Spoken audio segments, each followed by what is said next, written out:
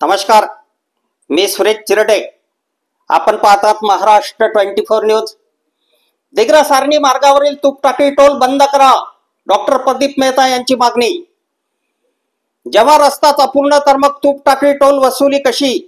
राष्ट्रीय महामार्ग विभागाची मग जबरदस्ती वसुली का? प्रदीप मेहता यांचा प्रश्न. आर्णी ते दिग्रस ते अकोला या राष्ट्रीय महामार्ग क्रमांक 161A वर दिग्रस शहराचे लगत तुपटाकळी व शैलू बाजार जवळ असे 2 टोल नाके उभारण्यात आले. यापैकी शैलू बाजार येथील टोल नाका प्रखर विरोधामुळे सुरू होण्यापूर्वीच गुंडाळण्यात आला, तर मानोरा ते दिग्रस ते आर्णी विशेषतः अर्बन भागातही काम, जसे मानोरा चौक ते शिवाजी चौक ते वाल्मिकी नगर या मार्गाचे काम अद्याप सुरूही झाले नाही. या मार्गावर सर्वत्र खाच गळगे, मोठे खड्डे पडलेले आहे. या मार्गावर वाहन चालवताना वाहन चालकांना अक्षरशः तारेवरची कसरत करावी लागते.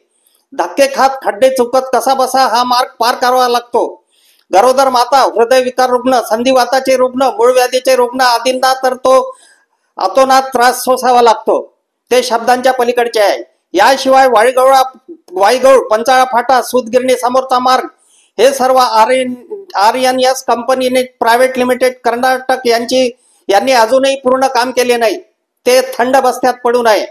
ना मानोरा मार्गावरील डिवायडरवर विद्युत दिवे, हायमास्ट लाईट अजून लावलेले नाही.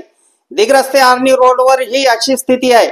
नागरिक व वाहन चालक यांना भीषण त्रास सोसावा लागत असताना, रस्त्याचे काम अपूर्ण असताना ते पूर्ण होण्या अगोदरच राष्ट्रीय महामार्ग विभागाद्वारे नियुक्ती दिलेल्या तुपटाकळी येथील टोलवर कोणत्या नियमाने तुघलकी वसुली कशी सुरू केली व वाहन चालकांना आर्थिक चुना का लावल्या जात आहे? रोड 100% पूर्ण झाल्याशिवाय वाहन चालकांना भीषण त्रास सोसावा लागत असताना कोणतीही सुख सुविधा न देता तुपटाकळीच्या टोलवर वसुली सुरू का केली? हा रोड व रोडवरील सुविधा पूर्ण होईपर्यंत ही टोल वसुली ताबडतोब बंद करण्याची मागणी दिग्रसचे डॉक्टर प्रदीप मेहता यांनी केली आहे. अफजल खान, ऋषिकेश हिरासह मी सुरेश चिरडे, महाराष्ट्र 24 न्यूज, दिग्रस, यवतमाळ. आमच्या पुढील बातम्याचे अपडेट पाहण्याकरिता आताच आमच्या चॅनलला सबस्क्राईब करा व बेल आयकॉनवरती क्लिक करा. धन्यवाद.